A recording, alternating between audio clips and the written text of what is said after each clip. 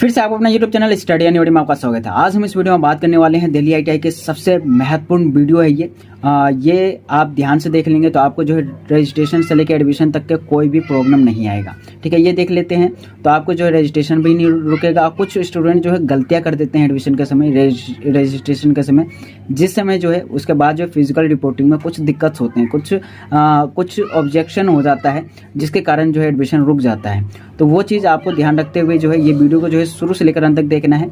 अगर अभी तक हमारे चैनल को सब्सक्राइब नहीं किए तो सब्सक्राइब कर दे, साथ के साथ बेल आइकन दबा दे जिससे जो है नोटिफिकेशन आपको भी ऑन टाइम मिल जाए।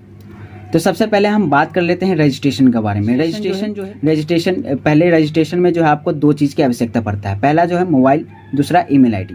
ईमेल आईडी आपको जो है बना लेना है, क्रिएट कर लेना है, और मोबाइल जो है मोबाइल नंबर आपको वो रखना है जो आपके पास हमेशा रहता है, उस जिस पे जो है आपको सारी डिटेल्स, सारी इन्फॉर्मेशन जो है आपको मतलब कि ऑन टाइम मिल जाता है। ठीक है, तो यानी कि मोबाइल नंबर एक पर्सनल रखना है, दूसरा ईमेल आईडी आपको पर्सनल रखना है, जिसपे जो है केवल जो है दिल्ली आईटीआई का एडमिशन से संबंधित है और जो कि आगे भी काम आता है। ठीक है, यानी कि एक आपको ऑफिशियली जो है एक ईमेल आईडी बना लेना है जिसमें जो आपको दिल्ली आईटीआई से संबंधित इन्फॉर्मेशन मिलता रहे।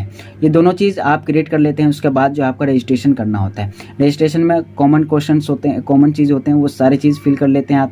आपसे संबंधित क्वेश्चंस होते हैं, वो सारे फिल करने के बाद जो है रजिस्ट्रेशन हो जाता है। रजिस्ट्रेशन होने के बाद जो है एक आपको एप्लीकेशन नंबर प्रोवाइड कराया जाता है। ठीक है, वो एप्लीकेशन नंबर जो है आपको उससे जो है लॉगिन करना होता है, साइन इन करना होता है। जैसे आप साइन इन कर लेते हैं, साइन इन करने के बाद जो आपसे जो है कुछ डिटेल्स पूछे जाते हैं रजिस्ट्रेशन, यानी कि जैसे आपका साइन इन हो जाता है उसके बाद जो रजिस्ट्रेशन फॉर्म ओपन हो जाता है। यानी कि आप जब साइन इन कर लेते हैं, साइन इन का प्रोसेस क्या होता है, जैसे ही आप रजिस्ट्रेशन हो जाता है एप्लीकेशन नंबर मिल जाएगा। एप्लीकेशन नंबर मिलने के बाद जो है वो एप्लीकेशन नंबर आप डालेंगे, पासवर्ड डालेंगे और जो आपका कैप्चर कोड होता है वो आप फिल करेंगे। तो उसके बाद जो आपसे एक OTP के लिए जो है माध्यम पूछा जाता है, जिसमें जो है ईमेल आईडी या फिर मोबाइल नंबर होते हैं। ये इन दोनों में से एक चॉइस करते हैं। उसके बाद जो है आपके मोबाइल पर एक OTP भेजा जाता है। OTP वो आप फिल करने के बाद जो है जैसे OTP फिल कर लेते हैं तो उसके बाद जो है आपका एक होम पेज खुल जाता है, आपका रजिस्ट्रेशन फॉर्म खुल जाता है, जो कि आपके बगल में ही सारी चीज़ ग्रीन और रेड होगा। जो ग्रीन होगा यानी कि कंप्लीट होगा, ठीक है, और जो रेड होगा वो इनकम्प्लीट होगा। यानी कि जो भी आपने जब रजिस्ट्रेशन करेंगे तो केवल आपका जो है एक ही चीज़ आपका ग्रीन वाला दिख रहा होगा। ठीक है, यानी कि रजिस्ट्रेशन फॉर्म वाला आपको ग्रीन वाला दिख रहा होगा, यानी कि कंप्लीट दिख रहा होगा। उसके बाद जो है क्वालिफिकेशन डिटेल्स फिल करना होता है और भी कई सारे डिटेल्स होते हैं, वो सारी चीज़ फिल करना होता है। तो रजिस्ट्रेशन में जो है आपको सबसे ज़्यादा जो है ज़रूरत होता है वो होता है 10वीं और 12वीं का सर्टिफिकेट। जिस बेस्ड पे आप भरते हैं, जिस बेस्ड पे आप एडमिशन लेना चाहते हैं जिस ट्रेड में, उसके हिसाब से, जैसे कि 10वीं का है तो 10वीं जो है पहला जो है क्वालिफाइंग डिटेल्स यानी कि क्वालिफाइंग सर्टिफिकेट मांगा जाता है, वो अपलोड करना होता है। इसमें जो है आपको दो चीज़ मिलता है, जिसमें जो पहला होता है मार्कशीट, यानी कि क्वालिफाइंग मार्कशीट, 10वीं का मार्कशीट हो गया। दूसरा जो है सर्टिफिकेट होता है। दोनों में अंतर होते हैं, दोनों चीज़ अलग अलग है।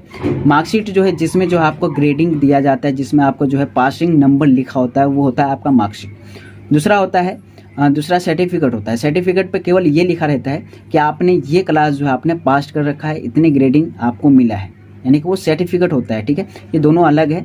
अब जिनके पास जो है मार्कशीट है लेकिन सर्टिफिकेट नहीं है, अधिकतर के पास सर्टिफिकेट नहीं होता है, ठीक है, नहीं मिलता है। ठीक है, तो सर्टिफिकेट जो है नहीं है तो आप उस पर जो है मार्कशीट भी अपलोड कर सकते हैं।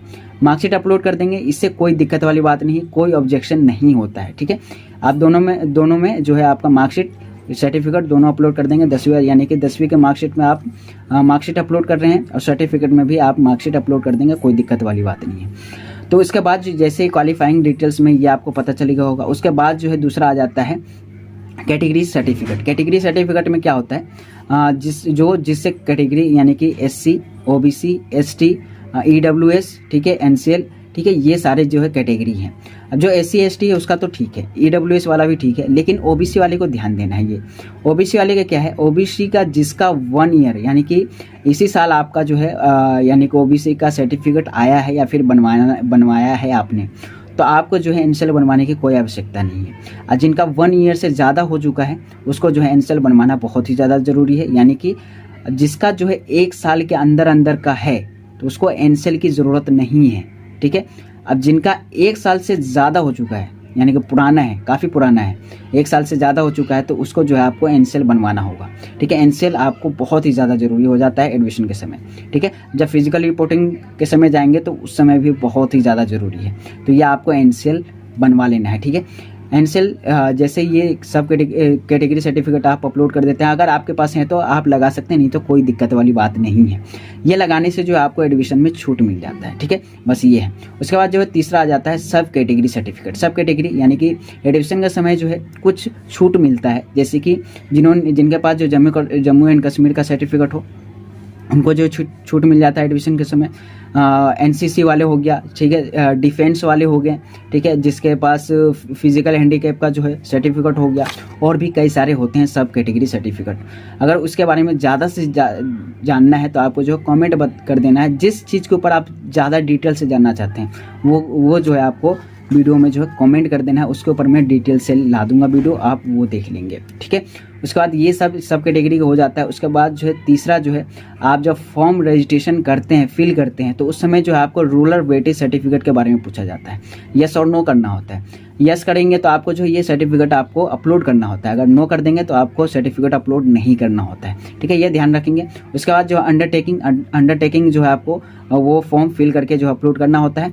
उसके बाद जो है इसमें फ़ोटो और सिग्नेचर का आवश्यकता पड़ता है। फ़ोटो जो है आपको ध्यान रखना है, ये जो भी डिटेल्स आप अपलोड करेंगे ना, वो सारे ओरिजिनल्स होने चाहिए, ओरिजिनल सर्टिफिकेट होना चाहिए, जिससे जो आपको डॉक्यूमेंट्स वेरिफिकेशन होगा ना, उस समय ये यानी कि ये चीज़ जो है आपको ध्यान रखना होता है, जिससे जो है ऑनलाइन वेरिफिकेशन होता है डॉक्यूमेंट्स, वो उसमें आपको किसी भी तरह का दिक्कत से नहीं होता है, और जल्दी से जल्दी वेरिफिकेशन भी हो जाता है। ठीक है, तो ये कर लेते हैं। उसके बाद जो फ़ोटो और सिग्नेचर, जो फ़ोटो जो है रिसेंट वाला होना चाहिए, अभी वाला होना चाहिए, जिससे जो है आपको एडमिशन के समय जो है पहचान आइडेंटिफाई जल्दी हो जाता है। ठीक है, तो ये फ़ोटो आपको ध्यान रखना है। उसके बाद जो सिग्नेचर आपको एक ही रखना है, जो कि आपका 10वीं और 12वीं पे जो भी आप करके आप एक सुटेबल एक सिग्नेचर बना ले। ठीक है, जिससे जो है आपको बाकी जो भी डिटेल्स फिल करेंगे उसमें आपको आवश्यकता पड़ता रहेगा, और सेल्फ अटेस्ट करेंगे उसमें भी। ठीक है, तो ये हो गया आपका रजिस्ट्रेशन के बारे में।